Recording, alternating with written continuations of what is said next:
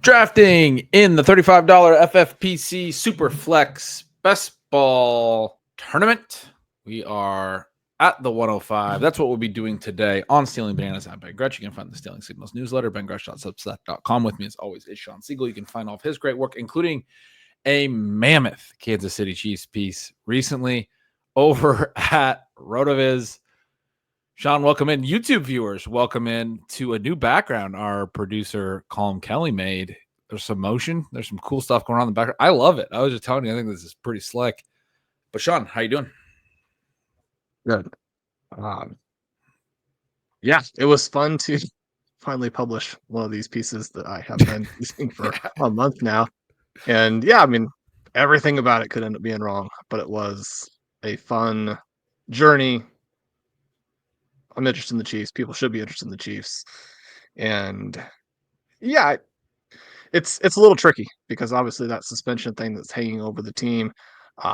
It does sound like Jalen Royals has gotten off to a decent start in camp. It sounds, I mean, I don't know. Correct me if this is too crazy, but it sounds like Puff Piece All-Star Tyquan Thornton has a shot to make the team. He's got to be kind of our new favorite there with the sad cut, one of our all-time Stealing Bananas shows, Ben, back during the draft. Clemson product that is no longer it was not Ross was not going to hit. That was clear for a while. No longer on the Chiefs. Tyquan Thornton now is the dream. But Ben, you have told me you've got some pretty awesome stuff that is about to come out. We may even try a little in the draft tonight, and I have been working my way through your projections, and so we're going to have those shows on that where I grill you. So I'm looking forward to those too. Oh, fantastic. We do have the one, which is kind of the first pick that isn't a slam dunk in Superflex. Yeah, the first four are just going to be the four quarterbacks, right? I've been doing a bunch of Superflex drafts, but getting the 105 feels... Well, I was going to ask because we talked on the previous show and we talked a little bit about your projections with Jalen Hurts. The first four are the three quarterbacks and Jamar Chase, at least to my mind, and slightly by ADP. But then Jalen Hurts fifth. That could be where we go tonight. He is fifth by ADP, and as you mentioned, that fourth QB. Yeah, I mean, I guess I think I don't know. I'm being curious because this will be fun. I haven't done a lot of Superflex. I am getting my rankings together for the first release and have been toying with them a bunch. One of the areas that I've had a harder time with is the middle round at quarterback. I was able to put together my running backs, my receivers, my tight ends in ways that I really liked in different tiers and things. And also the high end part of the quarterback position. But I like to do those big tier breaks, Shawn. And I think I have Hurts in front of the first big tier break. And then I basically have just Burrow and Mahomes, and then feels like another kind of big tier break. Like you do have Nix and Mayfield and Kyler and those guys right behind that, but I don't know. And then especially beyond that, I just feel like it gets really crowded. It gets really deep. I'd rather just wait until like QB 20 at that point.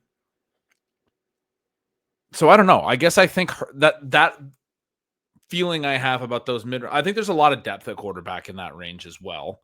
But that feeling does make me a little bit more intrigued by Hurts because I don't see a lot of profiles where I'm excited about real ceiling.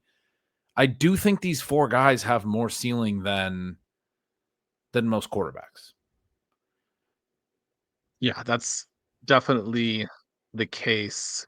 I do like some of the other hybrid QBs to potentially, put themselves in that mix if they could get a peak season. But the same thing, basically true for the very top of the passing QBs, Joe Burrow, Patrick Mahomes.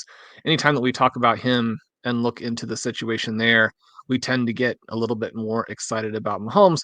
Although again, there could be some issues. So yeah, it's tough. I do have one of the pieces I did get up back on time and has a lot of great stuff from our Roster Construction Explorer is the big FFPC Superflex blueprint. That's on the site. Ben, I talked a little bit about one of the drafts that you and I did on a show previously, some stuff I did with Column, but has basically the big rankings set up for that. And then that's subsequently been updated on the site with new rankings since then. But also, again, breaking down all the different ways that you can approach it and have a build that history supports, and then the ways you can approach it the history really doesn't like. And so one of the things we are looking at is essentially this first group, and you either take one of the elite QBs, which I do think is that top 4, even though I'm not as excited about Hurts, or you wait. And so, Ben, as I was saying that, Hurts does actually go at the 104 today. That gives us Chase. Is there anybody else in the mix? No, unless we want to go, Jahmyr Gibbs or Brock Bowers. But I think you take Chase in these spots. I think you said it well in one of your write-ups. At some point, I saw that you were like, don't miss your chance to get Chase. I mean, if Chase is going 101, then you have to take Chase 101. I think I can make a case for Bowers. I can make a case for Gibbs. I can make a case for maybe some of the other running backs or some of the other players. But the fact that Chase is going here is why I want to take him, because I don't want to not be taking Jamar Chase because of, I'm getting frisky with the other profiles that I can actually get later with more regularity. I mean, that's sort of a portfolio based point, but probably Bowers would be the one, and he goes one pick behind us, would be the one that I would make a strong case for. Bowers, Shawn, I keep getting the questions, and I mean, he's to me is shaping up to be one of the best second round picks we've ever had in non-tight end premium formats. But I think in home leagues, he's going to be a comfortable second round pick. I mean, if Bowers hits like the 70th person, I think so many people are concerned about our enthusiasm for Kyle Pitts after his rookie year and then how it went downhill. Our enthusiasm, I mean, we weren't particularly enthusiastic about Sam Laporta last year, actually, but the market's enthusiasm for Sam Laporta and how that went backward. And basically, no one is asking the question of what if Brock Bowers actually improves, and his profile is significantly better than those other tight ends I just mentioned. I mean, he was incredibly good from his freshman season in college. He's only ever been incredibly productive. That's not something you can say about those other tight ends or basically any tight ends. And so this idea that elite tight end data shows that you shouldn't be in on Brock Bowers, and elite tight end data is looking at 10 historical tight ends and 30 seasons of elite tight end ADPs over the last 10 to 15 years. It's such a small sample. It is not indicative of what Brock Bowers is or what, the wide range of the different tight ends meant. It's just very, very silly that people are talking themselves out of Brock Bowers because of positional things. Shawn, if he hits 70th percentile outcome, he's going to be the 101 next year in tight end premium on FFPC. If he improves in any kind of a meaningful way, if he hits more than that, I mean, we're in a place in a couple of years where he's the 101 every season on FFPC in these tight end premium formats, right? I mean, even in Superflex, he's going to be up there because you'll tell yourself, I can get other positions. I can get other players at the other positions, but I can't get Brock Bowers. I mean, he's going to look so much better than every other tight end. Anyway, we did go with Jamar Chase, but I decided to talk a lot about Brock Bowers there. Yeah, he's good enough to create a dynamic where people actually start to complain about the tight end premium component at FFPC. You're pretty good if you are arguably breaking the format, which Right. I just don't think we're that far away from that more or less being the case. He is For a half my decade. It's going to be a half decade of that, probably. I mean, not for sure, but he is my top ranked player in FFPC in most formats, not necessarily obviously in this format. And like you said, when you have that chance for Chase, you go ahead and do it. Because I've actually got quite a bit of Bowers in this format already. For the reasons that you mentioned, I wouldn't take the tight end RCE notes that seriously, but certainly it's something where if we can build out here with good balance between running back and wide receiver, that would be pretty helpful. And then we kind of move the QB picks in when we can.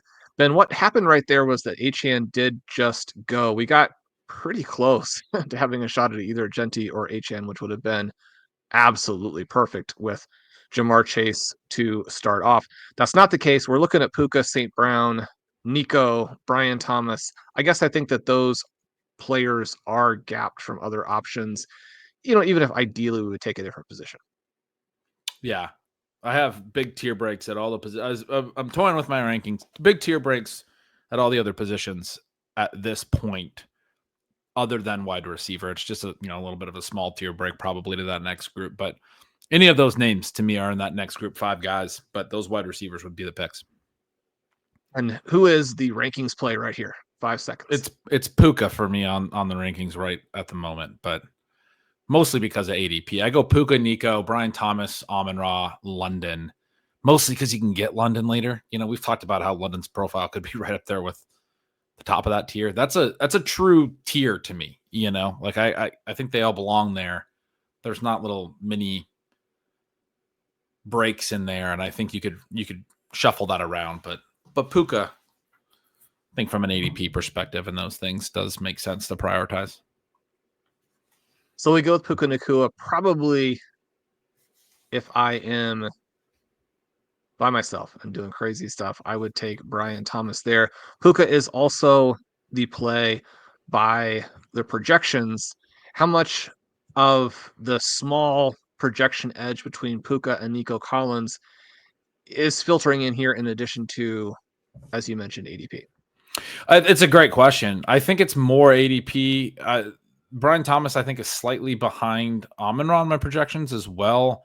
But I mean, I don't have as many targets projected for Thomas as some of those guys. And, when I did the research into the projections, I did very much feel like there wasn't a lot of depth of strong profiles in Jacksonville. If Travis Hunter's not actually playing a lot of receiver, Brian Thomas could get a ton of targets, and the efficiency is there. And so the question becomes, what do his ceiling outcomes look like? What does the range of outcomes look like?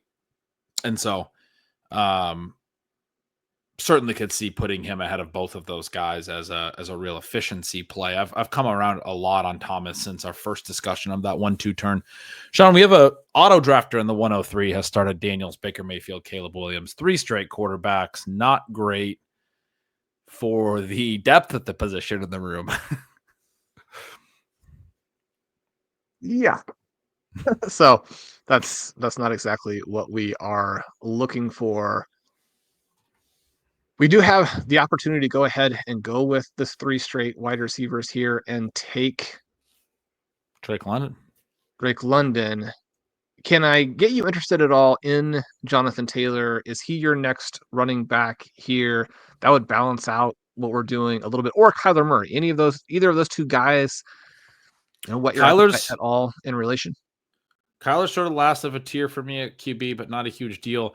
I have Bucky ahead of Jonathan Taylor still. I mean, we're not super into Bucky, but I think there's a kind of a high floor element in best ball that's pretty nice. He's going to be efficient. He's going to be good.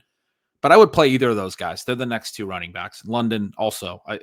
Probably not Kyler, I guess. I don't know. I mean, we could play him if you wanted to, but I know you like to push quarterbacks. I don't feel like you need to feel that we need to push a quarterback here into our lineup. Sorry, we don't need to take one. I would be comfortable any other direction. So we grab Taylor there, and I want to hear your take on him. Obviously, incredibly talented and finished the season very well. Overall scoring last year, better than I think people realize with that, mostly being backloaded. What are you thinking about him right now? Now you look at last season and a return of the big play late. He was one of the guys who did finish really strong. As you mentioned, people may not know exactly what he did because so much of it felt really quiet. And yet when you go back and look at the expected points per game numbers, even in this context where it was really difficult to play with Anthony Richardson, you end up getting Jonathan Taylor as the RB3 by expected points. Now, he didn't blow up from an efficiency perspective like some of the other big names did, even though he did have those plus runs. But when you're looking at him being meaningfully ahead of someone like a Derrick Henry, it's really apples and oranges, obviously, with Bucky. But even when Bucky got hot, sort of basically meaningfully ahead of him, we think about what this offense could be if it just had basically anyone other than Anthony Richardson. And I get pretty fired up about this mixture of expected points and fantasy points over expected. When I think about best ball specifically, I get excited about those long runs. I think Jonathan Taylor, it's one of the kind of perspectives that has been growing on me throughout. I felt like Jonathan Taylor was undervalued, but maybe just a little bit. The more that I've worked through it, I kind of think that Jonathan Taylor for me is in that H-hand category where, Ooh, I mean, really that's tough because of the receiving, right? It is, right. But one of the things with Taylor is that unlike Saquon Barkley to an extent, and certainly unlike Derrick Henry, in the current formulation of their offenses, Taylor can get the big EP numbers. Now, you're not going to necessarily have the same ceiling. I talked about this HM piece that's coming out that kind of works through like what you need to do to be a 350 point running back. Some of those things are potentially out of reach for Taylor, but he's already a guy who's scored in the 370s, right? We know that he can do it. And I think that, again, it's a tiny little point, but those big runs, especially with the spike week element of best ball, are very exciting. I just don't think that we have seen, I shouldn't say we haven't seen the best of Jonathan Taylor. It'd be more accurate to say, I think that there's a very real chance that we get one more 2021 season from him before he's done. That's what we saw with Saquon last year, right? We saw a rebound. I was doing some research on Saquon for my offseason ceiling signals right up on the NFC East and using the RotoViz screener and how many long runs he had. And he had 6 of 50 plus. That had only happened 2 other times in a season since 2000. One of those was Saquon Barkley's rookie year. He also did it in 2018. But I think Jonathan Taylor was on that list as well. Not of 6 plus, but of I think there were 16 or 17 that had more than 4 plus in a year. And I think Taylor was in that group. The guy who had the most was Adrian Peterson. I think it was 2012, had 7. But yeah, Taylor's shown us that after a little bit of a gap, seeing Saquon, 6 years later, hit his peak again, gives you some hope that Taylor could do sort of similar after several years of a little bit of disappointing. I'm getting a little concerned that Richardson's going to win that job, Sean. They're having some, decent reports about him. And it seems like maybe Daniel Jones is looking like, well, Daniel Jones. Yeah. The first reports I saw were in the first 2 practices that Anthony Richardson was breaking every play. And by breaking, I mean just like his inability to run anything made it impossible for them to basically even practice. And he was throwing interceptions left and right. But then it sounded like things got a lot more positive, right? If there is a QB out there that he could beat out, I mean, Daniel Jones would be one of those possible names. Then we are back up at the 408, and a number of intriguing QBs have made it to us. Prescott, Herbert, Goff, all ADP types of selections. You go a little bit further down, Stroud, Lawrence, Jordan Love. It's not a great running back section. It's not a great wide receiver section. I mean, this is probably an opportunity to go ahead and grab one of those QBs, even though, as you mentioned, I do like to push them. Yeah, and whatever one you like, you can click. We're running low on the clock here. Laporta and Hawkinson, I think, are also in play. Kenneth Walker would be the running back if we wanted to go there. But this is the area of QB that I have them all on a big tier, and I don't feel strongly at all. I'm having a hard time debating. So you grabbed Walker there, and I like that. I got you off the quarterback position over to Walker. Sean, I put him in the tier with Bucky Irving and Jonathan Taylor. I don't know. I haven't looked at your ranks yet. I always say this. I don't like to I'm not going to call myself a genius, but this quote from Ralph Waldo Emerson is it popping in my head that genius is always the enemy of genius by over influence. And so calling you one, I don't want to look at your rankings because it can tend to be over influencing, but I imagine you have Walker about that high as well. Yeah. Certainly appreciate the unearned compliment there, but yeah, I mean, you mentioned Walker. I'm like, why wouldn't we just take Walker? I'd be more concerned about losing Walker than any of these QBs. Or drafting to have fun. We're drafting to explore what the rankings. And if the rankings say Kenneth Walker, and I also want to win the tournament, just draft Kenneth Walker and win the tournament. Yeah, he belongs in that tier with Jonathan Taylor and Derrick Henry and Bucky Irving, doesn't he? I mean, he belongs ahead of Josh Jacobs, a tier ahead of Josh Jacobs, a tier ahead of Chase Brown and Omari and Hampton. We'll see where he lands up. Kyron Williams, we got him behind those 3, Jacobs and Brown and Williams. I have him a tier ahead of him. I mean, I think the Kenneth Walker thesis is so straightforward that it's pretty darn exciting. Prescott and Herbert go on the turn. I didn't know if there'd be a lot of quarterbacks going on the turn. Obviously, we had the one auto drafter start with 3 QBs. He's off auto draft now. We do get 2 QBs on the turn. 4 other running backs go. I don't think we have to go tight end by any means. Laporta, Hawkinson, kind of the last opportunity there. It does feel like this is a tier we probably want to get into a quarterback. Is that right? I think we can. It's always interesting to see what happens if you really do push. And we did get a really early RJ Harvey pick, which I also can get behind whoever did that because RJ Harvey's undervalued. That makes you want to get Trayvon Henderson, right? It kind of does. And I'm looking at the ADP. I'm like, that's completely unnecessary. Yeah, we're right here where Goff or Stroud or Lawrence, I think, are all fine. There might be a little bit of an argument to take. I don't know. I mean, this is a good price on Jared Goff. I know you didn't have a preference last time around. What are the tier breaks telling us?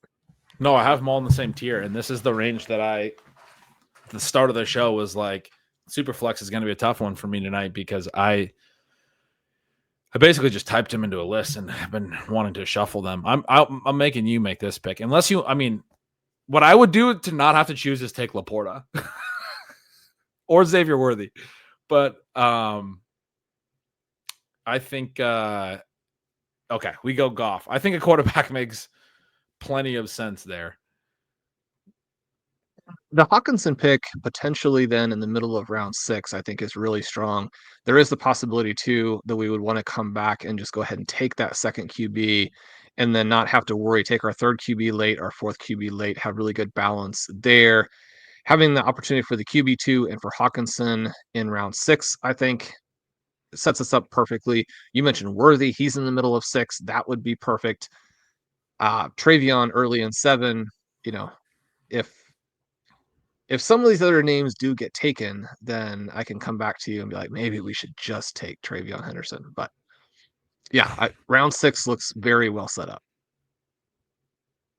Yeah, Henderson's already my top running back on the board and has been for a couple running backs since the last 2 running backs. Before the last 2 running backs went, it was Alvin Kamara and Caleb Johnson. I would certainly have Trayvon ahead of those guys. Michael Penix off the board pretty early. I'm starting to think, we talk so much about London and some of the leagues that have more passing points, Sean, the way that I think he's going to really target the intermediate ranges and stuff, he's going to have some 300-yard games. I mean, he's going to playing in a dome, doesn't like to scramble, doesn't like to take sacks either. He's going to have some passing numbers. Wouldn't surprise me. If he throws for 4,000, 4,500 yards even. I did the podcast series with Mike Leone, and then I was talking with ETR's Evan Silva a little bit about some of the takes and some of the things, and he was telling me that Michael Penix to throw for like 4,500 yards, you get really good odds on that. I can't remember exactly what. It was something like 8-1 or something. I was like, man, I mean, I don't know if that's still the case, but it's a great call, in my opinion. I think there can be some passing volume for him because of sort of the lack of rushing. Stroud goes, Lawrence goes, Love goes, Stafford goes. We're getting a lot out of this tier. Caleb Williams did go earlier. Yeah, that tier is officially wiped out for me. So I'm glad we got into Goff there. Hawkinson goes ahead of Laporta.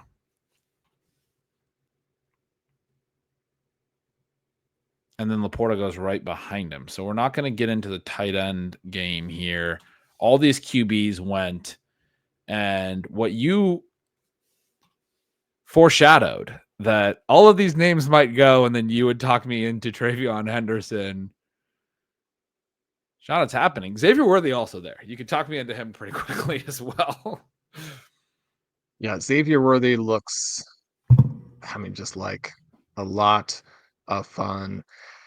I know there are some flaws in what he did as a rookie. I talked through some of those in the piece. I think on the flip side of that, people don't quite understand how many points he scored once he got going last season, and that the mix of attributes that he brings gives him just extreme upside. And the price on him right now, if we do get any type of meaningful suspension for Rice, just doesn't make any sense. The other little note I would have here for us, though, Ben, is that Bryce Young did make it through. Yeah, That I would was be the gonna way to say. attack that second QB. I've made you take him in some of our drafts together where maybe you were a little bit less enthused. I mean, you can This is a easily good get me to price. take Worthy instead. No. Well, I mean, all the guys behind us have 2 QBs. We could chance it, but any of them could go to 3. I have Bryce Young in that next tier, but we're at the top of it. But when we were drafting together last time, you had us take him over CJ Stroud. I mean, you were really feeling strong about that. I like the price at this point. I mean, this is Cam Ward's off the board. Multiple guys in that next tier. For me, Penix, Ward, Geno Smith, Matthew Stafford are all in that tier with Young, and behind him, those guys are off the board. Those 4 I just mentioned. So getting Young here, the only other QB in that tier for me is Tua, who has not gone. But yeah, Bryce Young looked like a pretty clear sort of last of a group QB pick for me. And I know you're meaningfully higher on him than that. So that was the other name I was going to throw out there. We do take him. I like that catch by you. Good note. Jared Goff, Bryce Young after the Chase Nakua, Jonathan Taylor, Kenneth Walker start. Not too bad. Not too bad. Spot we're in. Yeah, and I wanted to note that I do like the Panthers to run more plays than you have them for. Okay. And I also don't think the Coker and Leggett will combine for a 29% target share. How comfortable and confident are you that is part of this just you have to split it and it potentially gets a little bit too high, or do you think those 2 players will combine for more targets? I guess I would expect Ted McMillan to have more targets than the 2 of those guys combined, even if one of them breaks out. Is that the wrong way to look at it? You think the 29 is too high. I was curious where you were going with that. I have Ted McMillan at 23.5%. He's referring to my projections. Xavier Leggett at 15, Coker at 14. You think Tet could be up at like 28 and really meaningfully dominate the targets, and that would be, I mean, obviously pretty appealing for the Panthers, for Bryce Young, for all of those things, that if their, first round top 10 overall wide receiver is that dynamic right away. And I mean, I love the fit, and I don't think that's crazy by any means. Shawn, this was actually, I think, the first projection I did this year. So I did this projection over a month ago. If it wasn't, it was the second or third. It was one of the very first ones I did. It looks foreign to me to look at it, but I can't tell you exactly why I landed on the target shares that I did.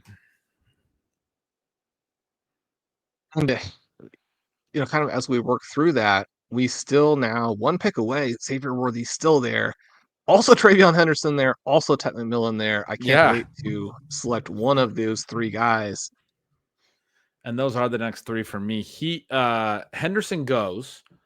I would be Worthy over McMillan. The only other receiver I do think in trying to slot Rashee Rice, I basically think he comes in right behind McMillan is when I would be interested in him. Worthy's probably the pick, unless you want to go with McMillan stacks with Young. Is that what you're thinking? Yeah, it does. I don't know that we need to push that in this particular format for a variety of reasons. And I mean, there's there's a small possibility that he would come. Probably isn't going to come back to us. Yeah, let's get Worthy here. I mean, Worthy's going to go screaming up, and McMillan very well might not. I mean, I say Worthy's going to go screaming up. I mean, there's been time for him to go up to this point, and people are still skeptical. It's hard to understand, but he is apparently just a gadget guy and all of those things. Shawn, how many people do you think understand that he turned 22 in April? And this guy was 21, not just through the whole season, but well after the season. I don't know. He's not the next Mecole Hardman. It's a little too much. I think that the name that the guy that he has a lot of similarities to is Jameson Williams. And I think people who are like, why are you guys this excited? I mean, Jameson Williams is still available. And, we've got Jared Goff. So, there are other splashy, dominant, blazingly fast vertical options still there. I mean, I guess I would just argue that Worthy and McMillan and Jameson Williams should all be gone ahead of the receivers who have been recently drafted.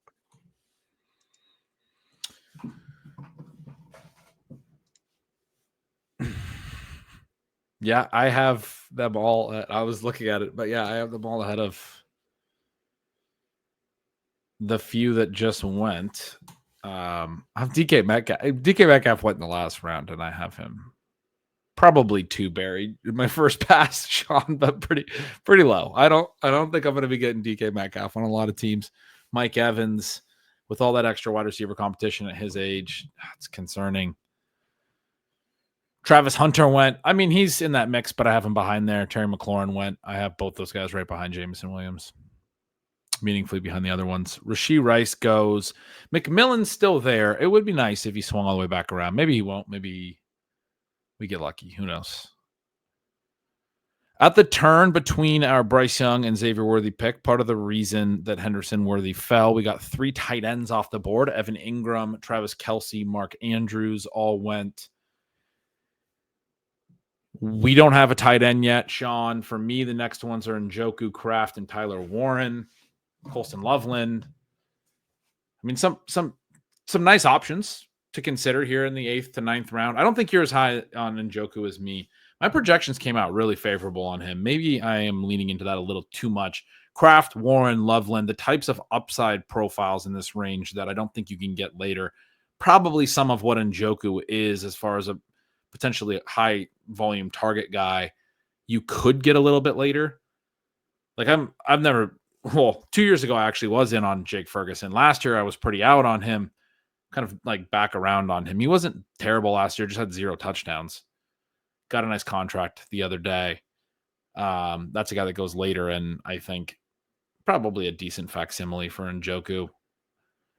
The Kraft, Warren, Loveland types, I think, are, as I'm starting to really analyze this middle tier of tight end, I think are the ones that, if you wait this long at tight end, you'd like to get one of those guys, then get one of the more stable players. The other sort of stable projections-based one that I probably will never talk you into, but I do think is going to catch a lot of balls again is Zach Ertz. I mean, he had a good year last year, and the way they run that offense is going to create space for him. He had a lot of good years under Cliff Kingsbury in Arizona. I mean, maybe Ben Sinnott goes and takes that role eventually. Maybe he hits an age cliff, but he had like a ton of catches in their final playoff game. He had, 10 catches or something? 11 catches? 100-yard game in their final game. He actually had some efficiency last year that he hasn't had in years. His yards per target has been laughably low. It was actually like back in a reasonable range. Anyway, this is several rounds ahead of where we need to talk about Zach Ertz to Troy McMillan. You really hijacked the show here with Zach Ertz thoughts in round 8, man. What is happening? McMillan goes, Pickens went, Devonta Smith, Cortland Sutton, 4 straight receivers to open round 8. Yeah, let's get me to stop talking about Zach Ertz. Just think he's a fun guy to pair with, one of the rookie upside tight ends. For your home league drafters in the last round, go get Zach Ertz playing week 1. So the pretty disappointing thing that happened is that all of those receivers were incredible values, but didn't quite make it to us, which again is kind of expected, but you would love to have one fall. Ben, I don't know about you, but I'm looking at this and thinking it's David Njoku time. I mean, I'm in. He's the guy that I have ranked next highest. Do you like that because that's where I have him and you're, throwing me a bone here, or are you getting kind of into David Njoku? Well, this is the sort The of former. this is the ranking release show for stealing signals, and so yeah, we got to take those guys.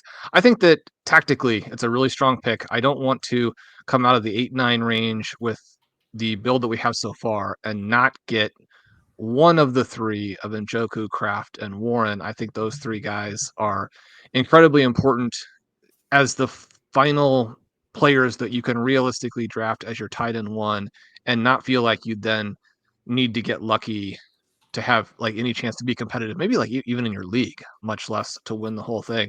We want to win the whole thing. I don't think we can go below Tyler Warren. It flattened out right before our pick, which means that you can go ahead and take Njoku there. As you mentioned, I mean, he's got a great projection in the exercise that you went through. One of the reasons I tend not to take Njoku is simply that it makes it a little bit less exciting to have that late round out of Harold Fannin, which again, from a portfolio perspective, you don't want to have Harold Fannin in every single one of your leagues, even if he's basically free, right? You're going to want to hold back a few late round picks to dabble in some other guys, get a little bit of additional balance.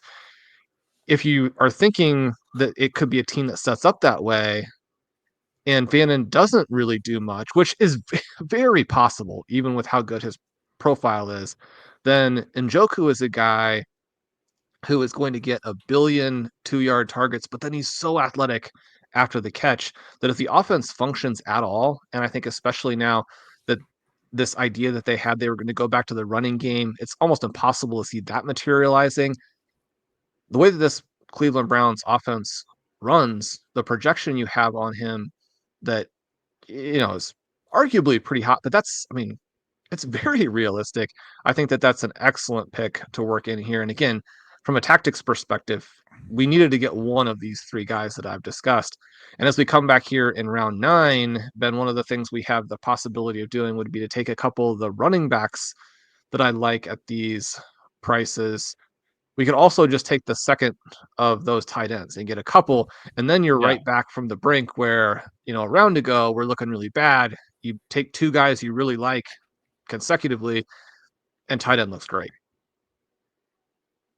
I think Kraft or Warren is a really strong pick here. I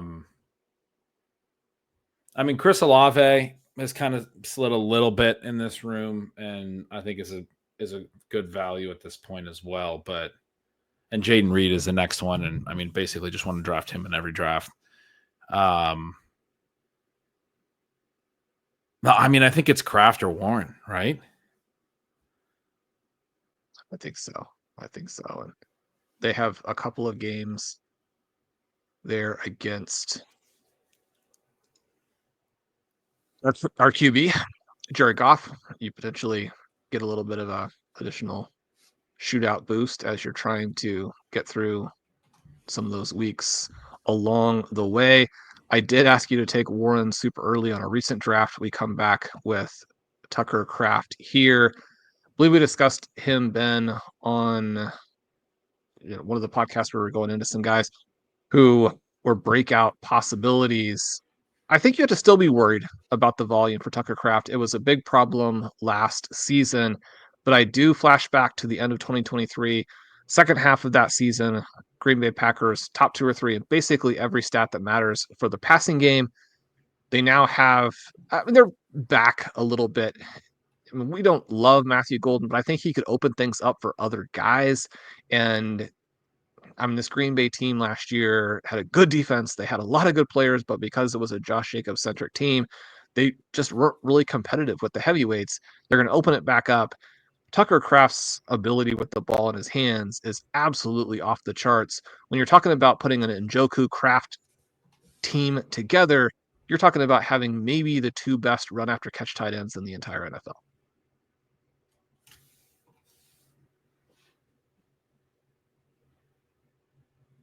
Yeah, and I like getting Kraft over Warren here as well when we have Jonathan Taylor. As you were kind of talking through it and talking through the matchups, I realized you were going toward Kraft.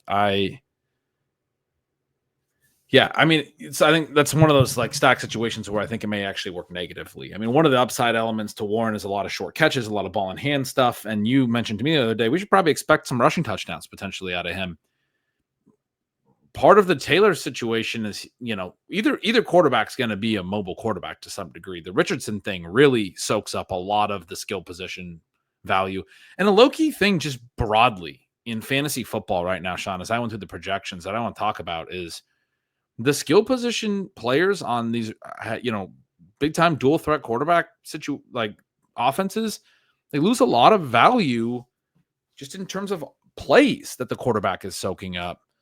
We're almost back up, so we'll go to that in a second. But if you're betting on Jonathan Taylor in an offense that's going to have a dual threat quarterback, and Daniel Jones is going to be one to a degree. He's going to get some designed runs as well. Guy has a higher design run rate almost every year of his career than I think people would realize, in addition to scrambling some as well. I mean, he does run.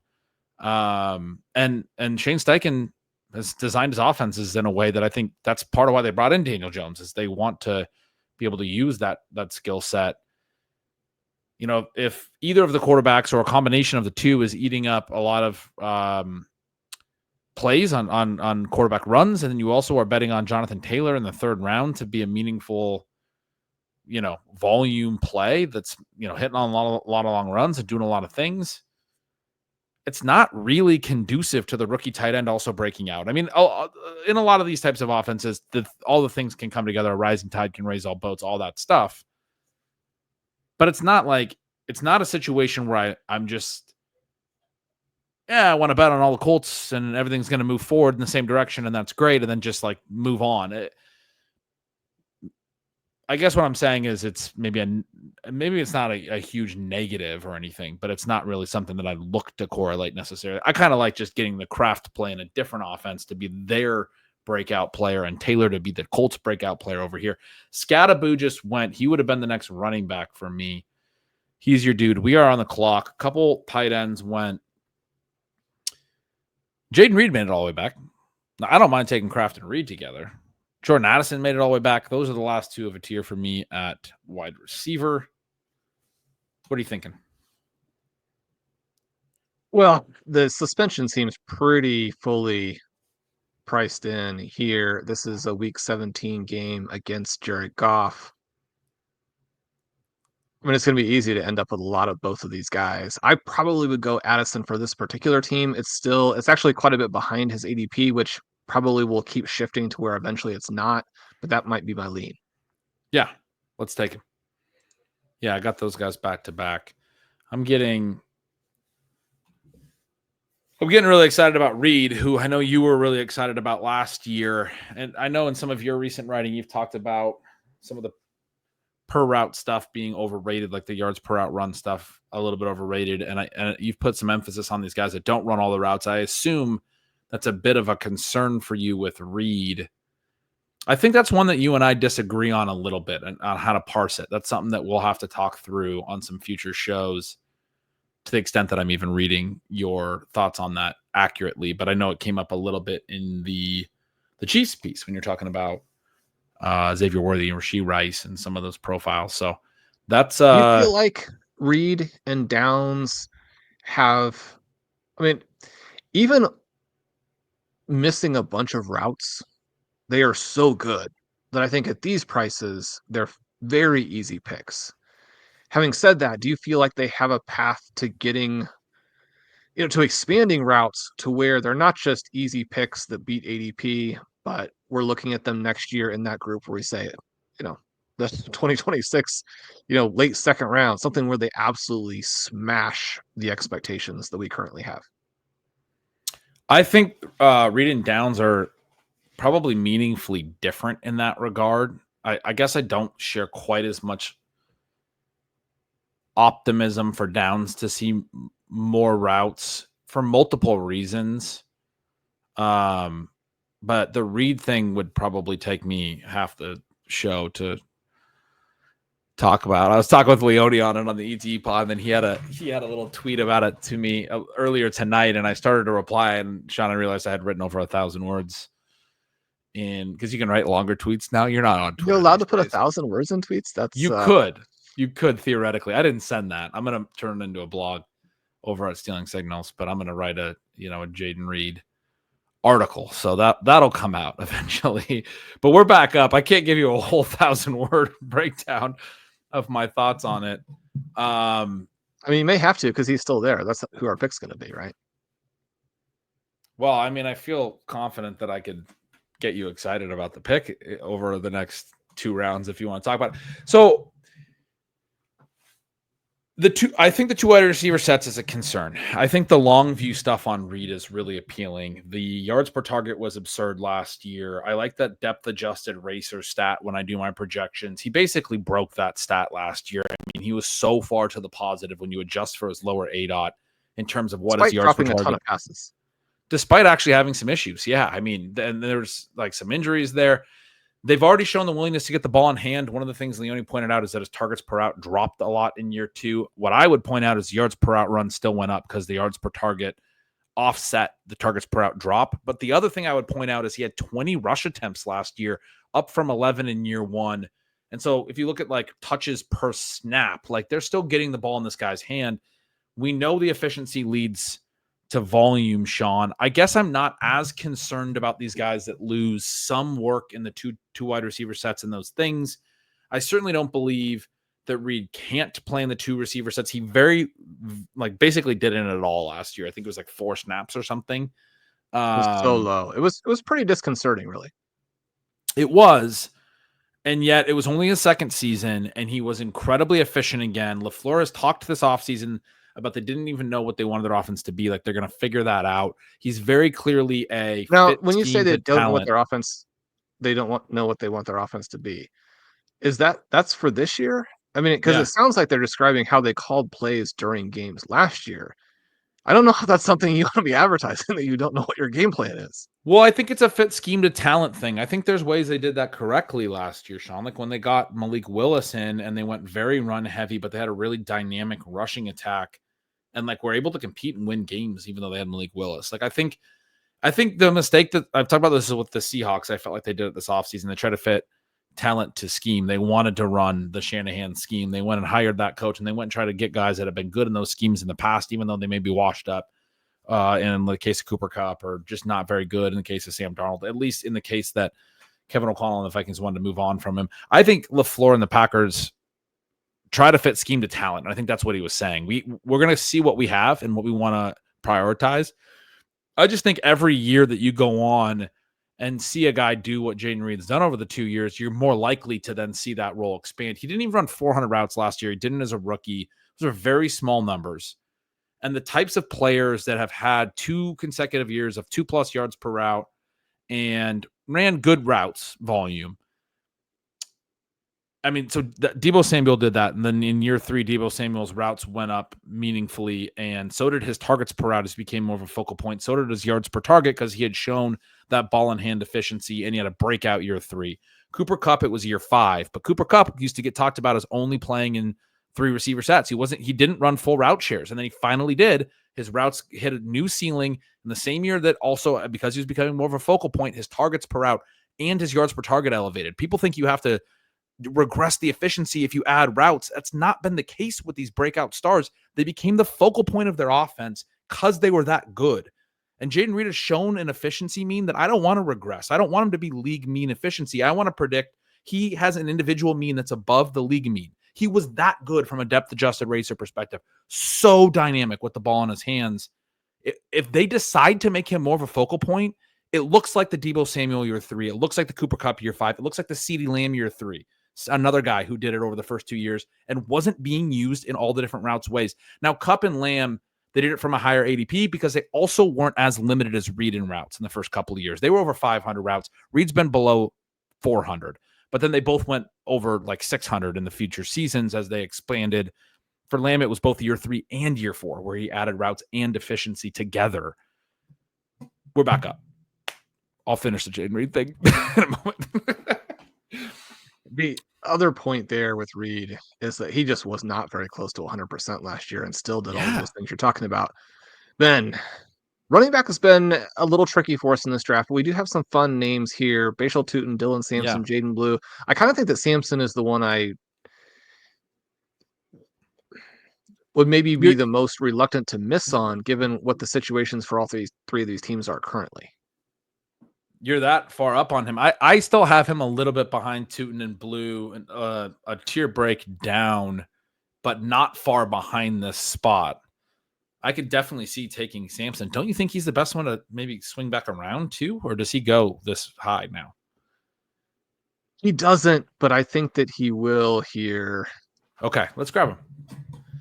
If that's the one, the other thing is just that it seems like even today there were pro Tank Bigsby reports that will potentially push Tootin down to us.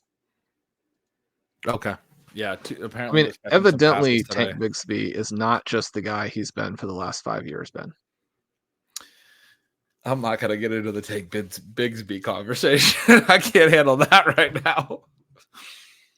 No, Tank Bigsby plays well. Good for him. Good for him. And yeah, no, I mean, he's going to be a part of the offense. I did write the other day that if, that his success in camp probably makes me want to get in on Tootin more, because if that means that ETN is really not going to be the veteran to pass, I mean, ETN was over 1.0 yards per out run every year of his college career, or has been every year of his pro career, and was over 2.0 yards per out run in each of his last 2 college years.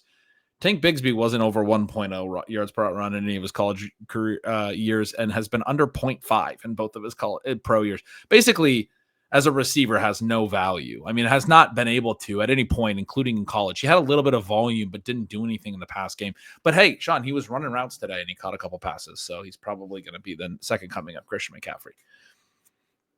Well, we'll see how the whole thing works out. There are lots of breadcrumbs suggesting that ETN's role, if he has one, will be kind of as the space back, the receiving back. I mean, I like Travis Etienne. I have a hard time getting off of him.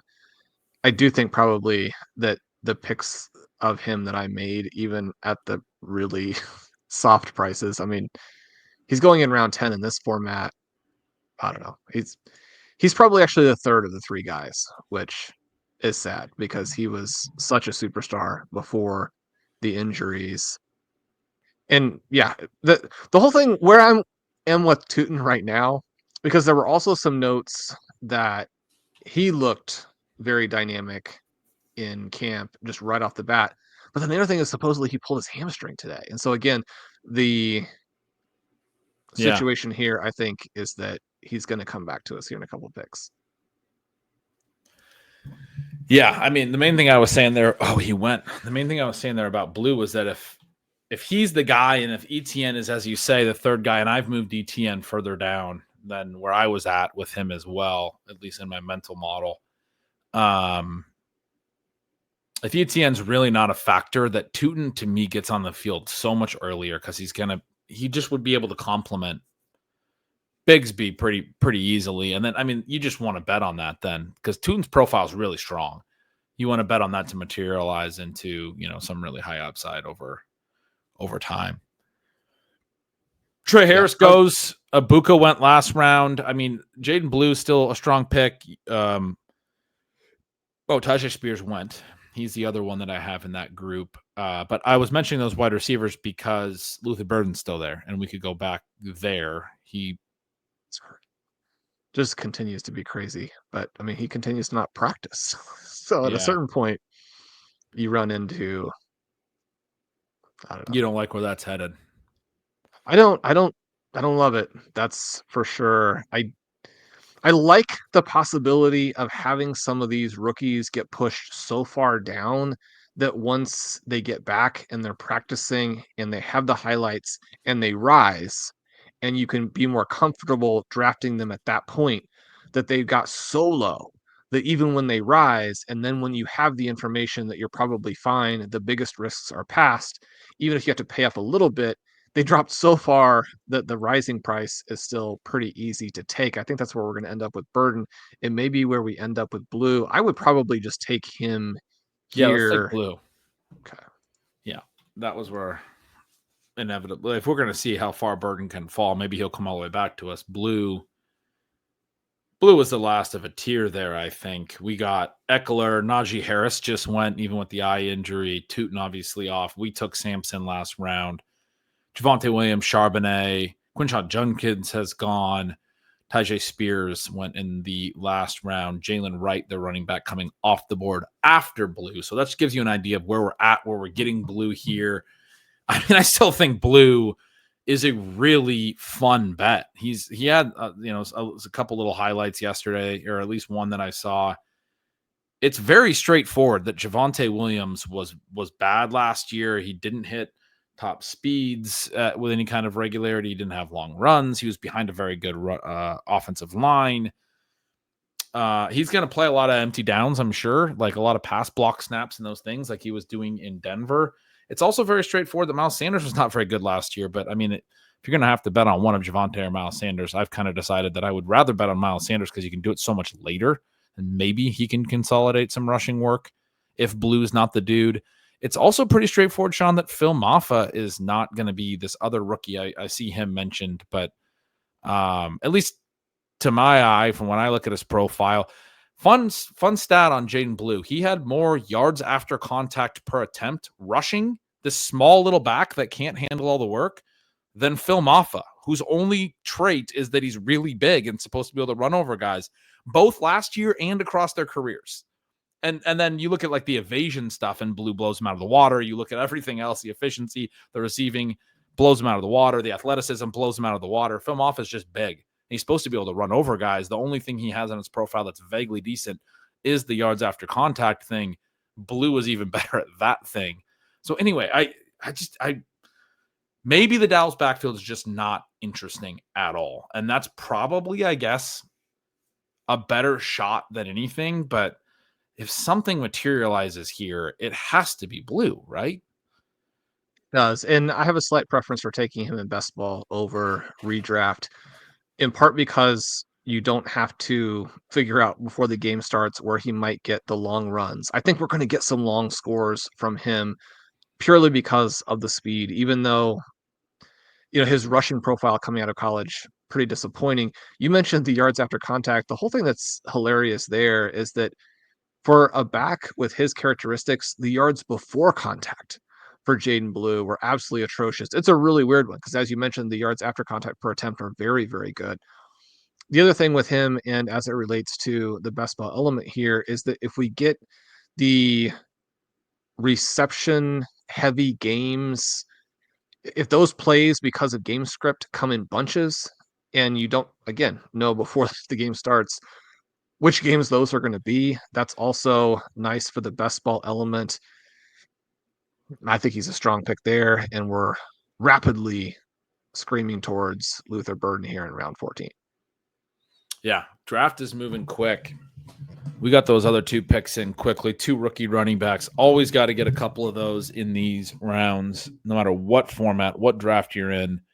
Make sure you're getting exposure to the rookie running backs this year. We got Dylan Sampson and Jaden Blue on this build.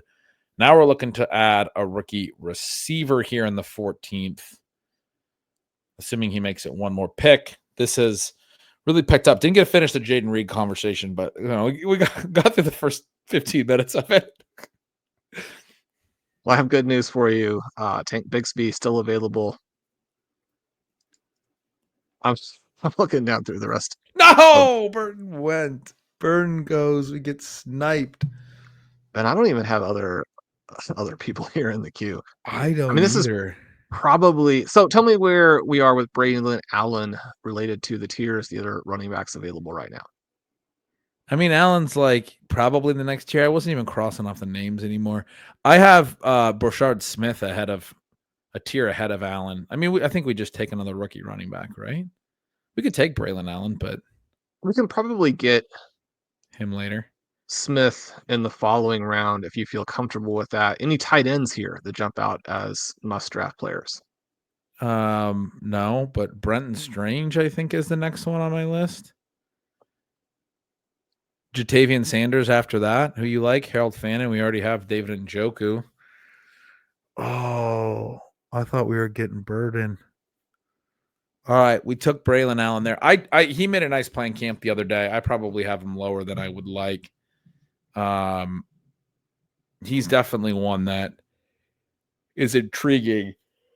I guess it gets back to the same issue as Breece Hall. And I think that part of the reason I have him lower in my ranks is I was, obviously consulting my projections, and I have some volume going to Isaiah Davis as well. And you just don't have a lot of targets in the backfield because of Justin Fields. And I mean, Breece Hall is a very talented player, but he's hard to take at his cost. For me, the Braylon Allen thing, I mean, he's not the clear number 2 in a backfield that maybe has some limited running back value overall. And yet, I mean, he seems like a really intriguing player. He was, 20 years old last year, youngest player in the NFL at any position, and was still able to play very physically for such a young age. I mean, the numbers weren't great or anything. The numbers weren't good on Breece Hall either. They weren't good on Isaiah Davis in terms of like the rushing metrics. None of their advanced metrics look good.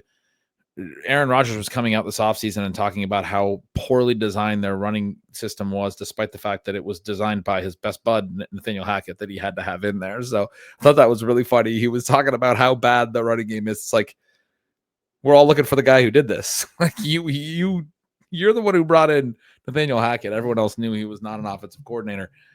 But I do believe that like I was on Ship Chasing not too long ago and talking with Pat Carrain, noted Breece Hall fanatic, and he was talking about how bad Braylon Allen was last year. And some of the advanced metrics were very bad. But I think it's really hard to hold like strictly against a 20-year-old rookie when Breece Hall's numbers were also way down, including the like advanced metrics and the evasion and all that. Like if you're just in a bad spot every time you get the ball and there's defender, you don't have leverage on any defender or anything, it makes it tough to consistently put up good rushing metrics and those types of things. So anyway, that may have been the case with Allen. To my eye test, Allen looked interesting last year in terms of size, speed, in terms of all of that. He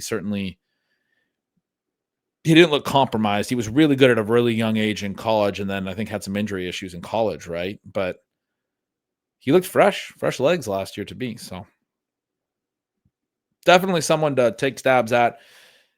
Tougher probably because of the Jets, general system, but he may just get work without needing any kind of like handcuff stuff. I mean, at this cost, it may be a pretty straightforward opportunity to get some usable weeks just, throughout the season. So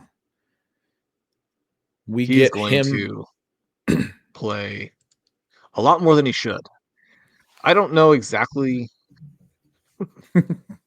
why I pushed for that pick. It is basically my first share of Braylon Allen, but then everything got really dark there when Luther Burden went. When Luther Burden went. Are you into Kyle Williams? Basically, also you short circuited my brain when you said the name Brenton Strange. Like, we're not going to make that slip. He did go in between our two picks. He's no longer on the board. Jatavian Sanders is probably the last interesting tight end, right? Yeah, I think that is the case. We probably could still get him later, but I mean, you obviously run the risk of anybody you like getting picked in these rounds. Yeah. Do you want to go ahead and grab Smith at this pick? Well, Brashard Smith or Jatavian Sanders, I think both. Yeah. Make a lot of sense. I mentioned Kyle Williams as well. He's starting to do well in camp. I'm not like super into him, but Pat Bryant just went. The thing I was seeing with Williams was that he was potentially still, and one of the things I always try and write about is that these things change. Don't get locked into who's playing where in the first week of camp. But the Packers offense is so weak that if you are not in the top 3 right now, I guess I would already prefer him to be in the top 3. You meant you said the Packers, you meant the Patriots there, but yeah. Yes. He's still running behind, like Kayshon Boutte was one of the names, right? Yeah. And again, he's going to pass those guys up. I do think it's an issue if Stephon Diggs Stephon Diggs does not have to be great for Kyle Williams to be in some trouble. If Stephon Diggs and Hunter Henry play okay, I'm just not a big believer in this passing offense. But again, we're in the price range here where you want to take some risks on it's going to be hard for receivers as well, as long as you're being careful about getting too much exposure. It's going to be hard for any of them to catch any passes when Trayvon Henderson's taking 80-yard screens to the house every day, and Shawn's mental. It's going to be tough. That's how you're dreaming about the 2025 NFL season every night. Trayvon Henderson, touchdown again. Kyle Williams blocks downfield on the screenplay. That does seem like a good role for Kyle Williams. Get him out there blocking. It's probably what he wants to do. So we got Brashard Smith there through 15 rounds. Jonathan Taylor, Kenneth Walker, Dylan Sampson, Jaden Blue, Braylon Allen, Brashard Smith are our 6 running backs. We only have Jared Goff and Bryce Young. It is Superflex. We'll figure that out. David Njoku, Tucker Kraft are our only tight ends. And Jamar Chase, Puka Nacua, Xavier Worthy, Jordan Addison, and Jaden Reed are our 5 receivers. Yeah, the Braylon Allen pick was... the Luther Burden thing killed us, dude. We needed the wide receiver 6 there, and we didn't want to pull Smith up. We probably should have just pulled Smith. We still got him in 15, but if we took him in 14, we would have had more time to figure out in 15 that we probably should have taken a receiver or something else, or a tight end. We could have taken Jatavian Sanders. Structurally, Shawn, we need 2 more tight ends, potentially 2 more quarterbacks, and at least 1 more wide receiver. And we got 5 picks left to do it all in. It's one way to look at it. One of the things I love about the Superflex format here is that you can do whatever you want. There are a lot of paths. I think what you described is more or less accurate. I was going to ask you, at this point on your board, have Jalen Royals and Troy Franklin been the top wide receivers available for several rounds? Because if I were being completely and totally honest and weren't trying to include any ADP and wasn't worried about really anything, but certainly wasn't worried about profile exposure, those would probably be my 2 guys. I have not been keeping up well. I have some veterans ahead of Royals. I have Wan'Dale Robinson ahead of him. He's still available. I think I got 140 targets last year. I'm going to keep saying it on every show. I think I have Romeo Dobbs ahead of him. You're going to hate that. But Royals is definitely coming up here on my list. And then Franklin is 3 spots behind Royals, 4 spots behind Royals. So you know that I don't love the routes propositions for the Denver ancillary pieces. So Franklin. Oh, I did make you draft Troy Franklin the other day. Or we compromised after someone was out on. I really didn't want Mims. Franklin was the compromise. Is Mims still there? Oh, he's gone. Taking running backs. Yeah, I don't think we can take any more running backs. So we have the Kenny Pickett injury. Is Joe Flacco a pretty easy pick here in 16? Is he going to still be starting in the second half of the year? I mean, almost certainly not. Do we take him and one of the rookies? Is that what you're saying? Yeah, so looking at the quarterback situation we have now, Joe Flacco, Jalen Milroe, Kirk Cousins, Shedeur Sanders, Dylan Gabriel, those are probably the names who are viable. We could certainly go with Milroe here, even though he does tend to go late, but he could go, obviously. Okay, but anywhere. What about Jatavian Sanders? Theo Johnson just went. I mean, we're in the Darren Waller, Dalton Schultz, Pat Freiermuth range. Okay, so we don't want to lose Jatavian Sanders. We'll take Sanders. Ben's forcing me to take one of my favorite players. Yeah, the guy in the 3 slot who started with 3 straight QBs only has Evan Ingram. He takes Terrence Ferguson 2 picks later. I was looking at it like, I mean, those teams behind us have taken a lot of QBs so far. One of them already has 4. 2 of them have 3 that they took in the first 6 rounds each. One of them 3 in the first 3 rounds. This guy in the turn could take a QB, but I was kind of hoping we could push a QB around the turn. I didn't think we were going to be able to push Sanders much further. So anyway, that was the logic there. We do have Kenneth Walker. We don't have Jackson Smith and Jigba. I do think that sets up pretty favorably for taking Milroe. Would you take Flacco and Milroe? Yeah, I mean, ideally 2 more guys here. It could be Yeah. Flacco and Milrow. It could be Milrow and Dylan Gabriel. The thing with Gabriel is you can probably take him even in the 20th. And so that frees Don't you you up if think? you have some other preferences. Where does Milrow go? Milrow's been going in 18. Oh, he may not make it back. I think we probably lose him if we don't take it. Okay. I liked the Flacco idea with a young player sort of balance. We got the Sanders Bryce Young stack there. Look at that. I know. I think Again, you forced me to take my favorite players stacked. It's hard to draft with you, Ben. Hard to draft with you.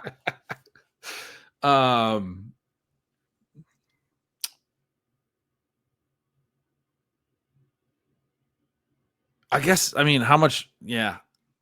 Milrow's the big swing. We want to win the whole thing, right? I was going to say, how much Milrow are we going to get this year? But Sam Darnold could be bad quickly.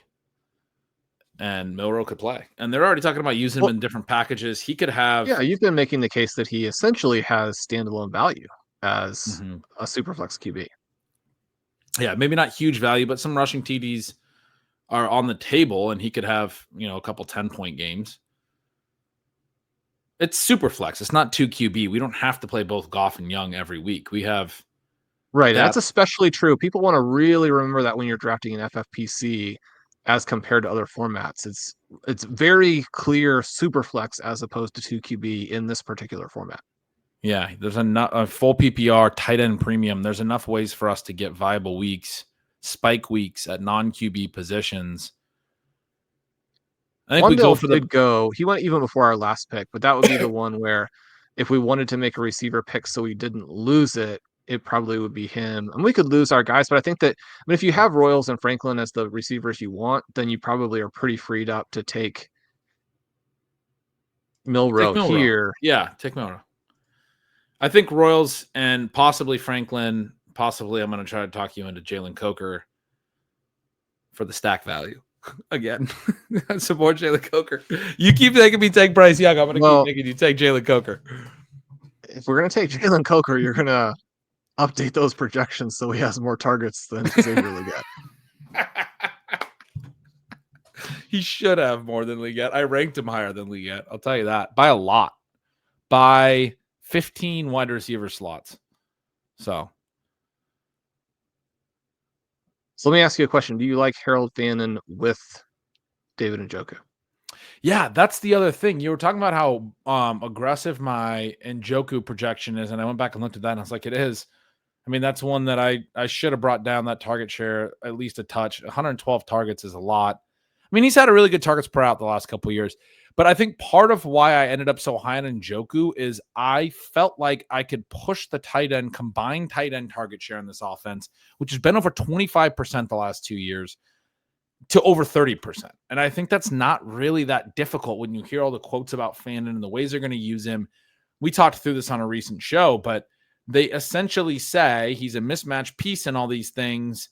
They even call it like a lazy narrative that he can't block, but they talk about how they're going to use him differently than Njoku. He's a movement style blocker. All of these little quotes about the ways that they're going to use him are like, he's different than Njoku. We're going to use him differently. I think they just see him as an offensive weapon, and they do really like him. They took him in the early 3rd round. I think these guys are going to combine I have them projected for 180 targets combined. I have Njoku too high at 112, but if Fannin at 68, bring Njoku down to 100 even maybe. Fannin could be right around 70 still. Maybe kick a few of those over to the receivers where I maybe cut it a little bit too tight on the other side. But I think these guys can coexist. Yes, I actually pretty strongly do. So Flacco gets wiped out by what appears to have been an auto pick. Certainly possible that those are pre-rankings from that drafter. But that does eliminate what I think is kind of a fun path where you go with the late season play with Milrow, and then you come back if Flacco really does plummet in your draft and take him as kind of the early season play. You get a little bit of balance, you get a little bit of extra QB scoring that way. We're back here Fannin available, Komet available. I didn't put Coker in the list yet, but he is available. Keaton Mitchell has a week 17 game against our Packers. If you want to go off the map a little bit and add another running back. We don't need more running backs. You love taking running backs. So is Shadur Sanders just went. I think it's either Fannin or you just take Gabriel now because of the room. Is that not? There's no other quarterback, right? There's literally no other draftable quarterback. Yeah, that's true, but people really don't think Dylan Gabriel can play. Probably because Ben Gretch is always on shows being like, he can't see over the line of scrimmage. I guess I should just let him fall, huh? I just know you believe in this pick in this format, so I wanted to bring him down.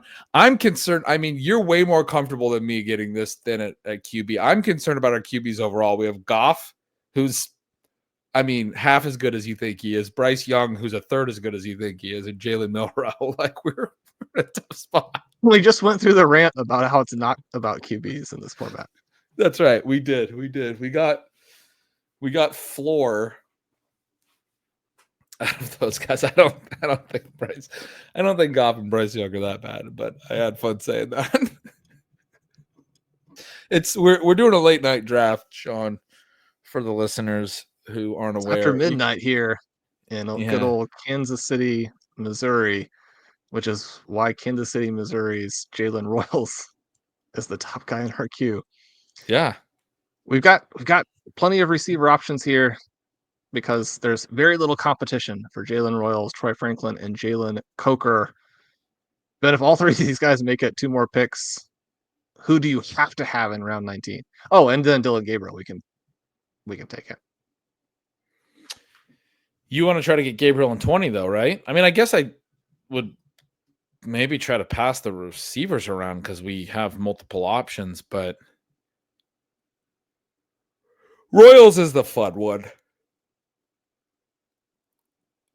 How much weight are you giving to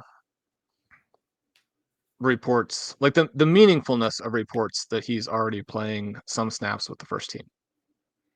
I think it's definitely exciting. Bryce is going to be suspended. I mean, it's most fun because you've been in on this profile since pre-draft, and then we're stoked that Casey took him, and then I mean, he's at the top of the queue in every draft that we do together at some point or another. So the other point, I guess, here would be that we do have Worthy. You like them better together, separate, don't care at all, just take the best guy? That's an interesting point. I mean, it does really thin things out. It's a real bet against Rashee Rice, I guess. I probably like Royals more when I don't have Worthy. Maybe take Gabriel. Oh, okay. Took Coker. Ran it down. Grabbed Jalen Coker. Stack option. Hey, stack value is very high. I do hope we get Gabriel because we have Fannin and Dylan Sampson now. We're a little bit. Oh, and Joku. We're pretty invested in the Browns being surprisingly good. That may be a Joe Flacco point. I mean, I guess it doesn't matter how good Joe Flacco is. I think there's basically no way he's going to play in the second half of the year unless they're like in playoff position, but they're not going to be. And so I think, Sanders or Gabriel is going to play. It's really bizarre to me that people are still taking Sanders ahead of Gabriel every single time. As much as I clown on Gabriel, they took him 2 rounds ahead of Shadur Sanders. Like, why is everyone just like stuck with their pre-draft evaluations? They think he fell purely because of off-field stuff and nothing to do with the actual evaluation. Because I think the talent evaluation does play in here in a pretty meaningful way, which is that this guy auto-picked Kenny Pickett. That was scary. He's probably going to take Dylan Gabriel on the way back, get all 3 Cleveland quarterbacks. He's got Shadur.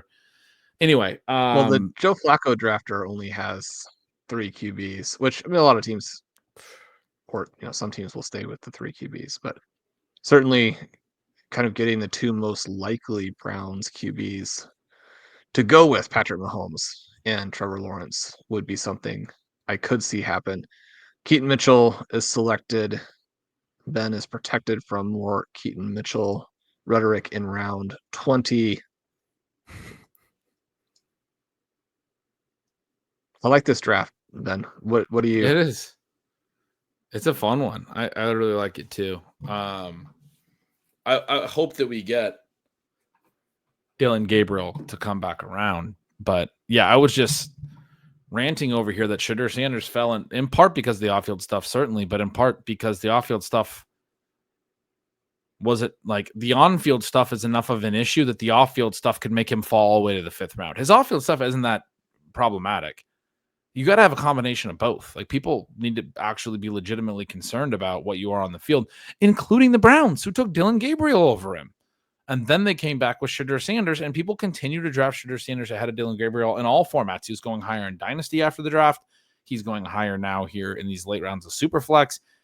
It would be a minor surprise if Sanders was starting games before Dylan Gabriel. Would it not? Like, obviously, Gabriel has a path to starting before Sanders, who they drafted him ahead of. Yeah, and I haven't seen anything in the last couple of days that would necessarily change this, and certainly that could be because I missed it. But the earliest reports were that, I mean, they really like that. They think Dylan Gabriel is better than they thought he was, and you make a round 3 pick at QB, you're basically saying there's a chance, right? I mean, you're trying to create some exposure to that Russell Wilson type of outcome, to a little apples and oranges, but the Jalen Hurts type of outcome. You draft a guy somewhere on day 2. I mean, you have to think he's got a shot, because teams like the Browns, I mean, the Browns have actually gotten fairly weak across the board. Their defense wasn't particularly good last year. I mean, you can't be throwing those picks away.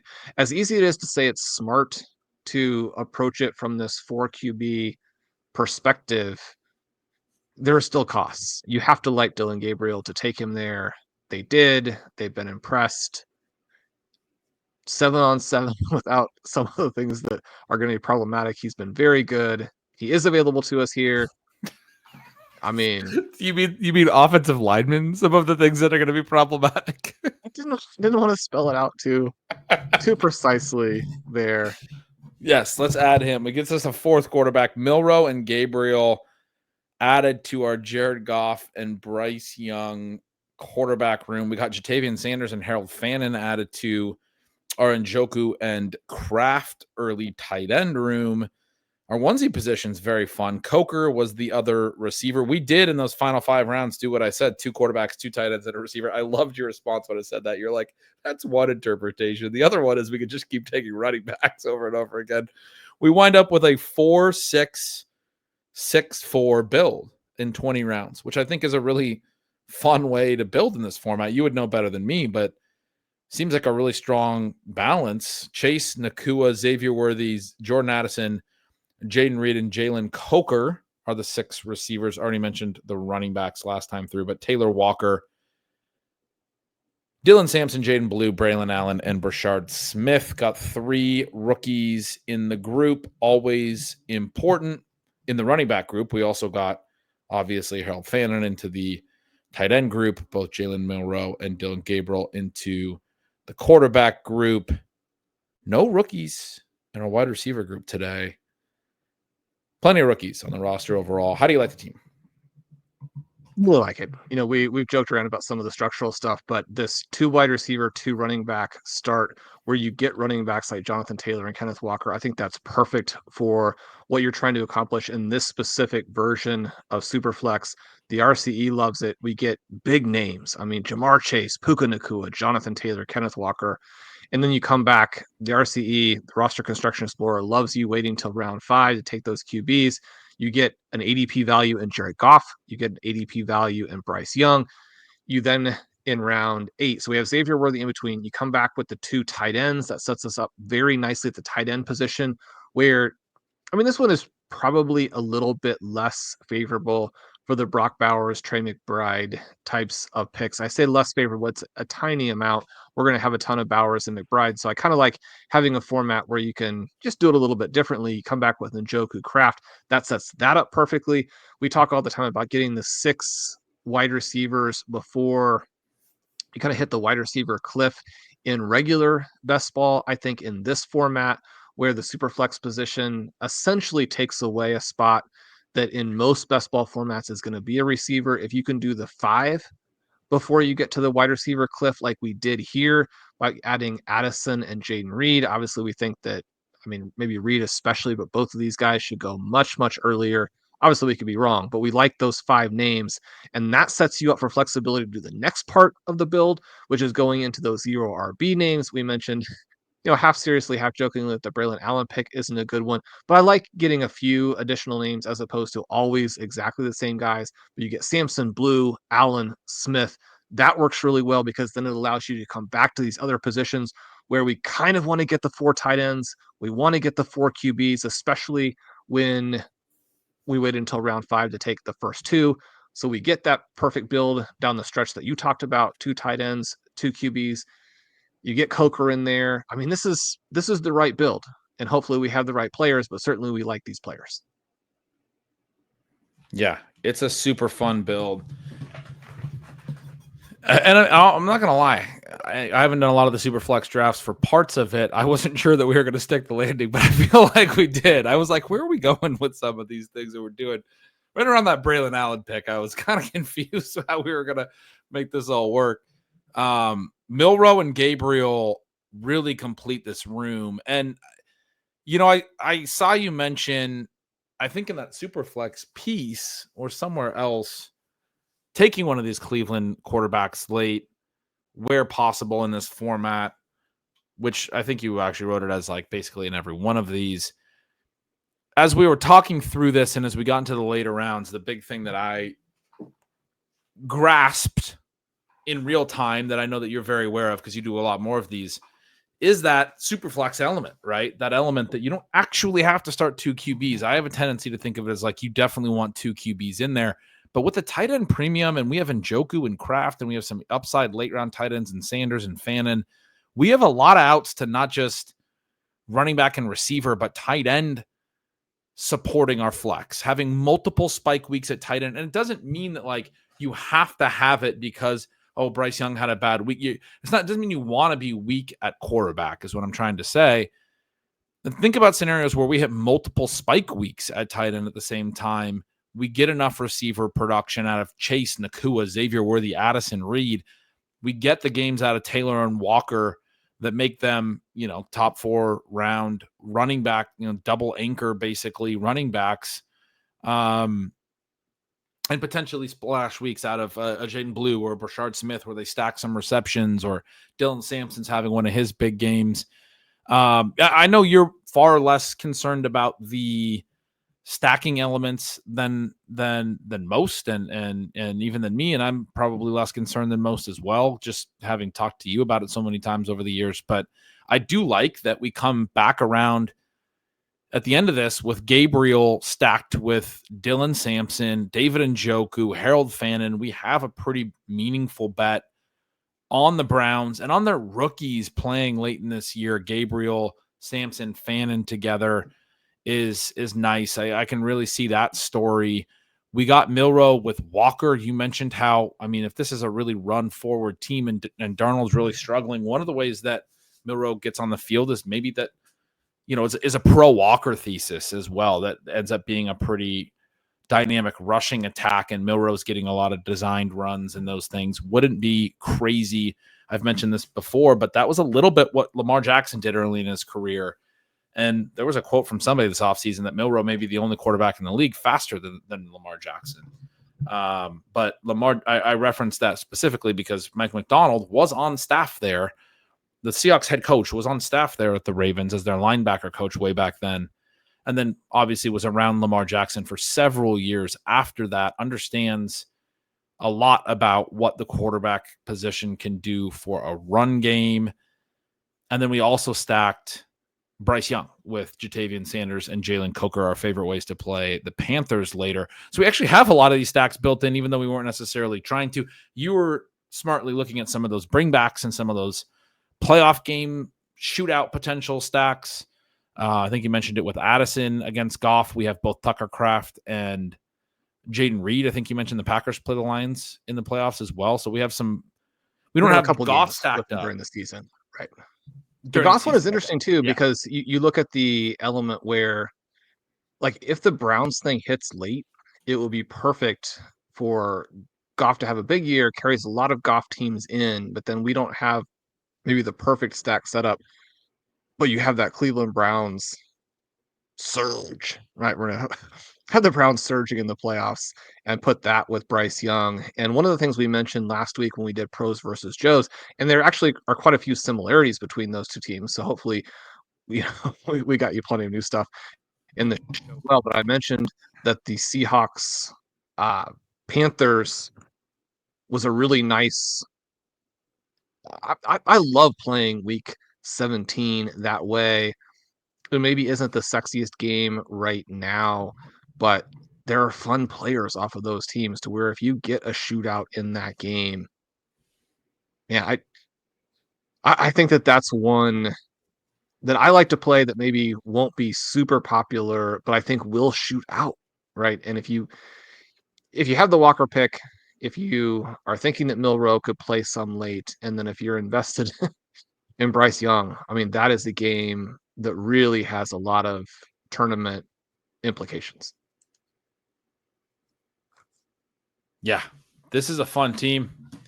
We did well. It was fun to give the rankings a little run through as we were talking about. I think they need a little work still, but I'm gonna keep messing with them and figure that out, and then release them pretty darn soon, if not by the time you're already listening to this. But yeah, fun draft. Thanks for hanging out with me this late, Shawn, and getting this in.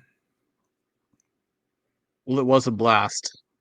We are offset a little more now with time zones, but you're a bit of an early bird. I am a little bit of a night owl, so yeah, it's kind of fun. It's kind of fun. I love doing it like this.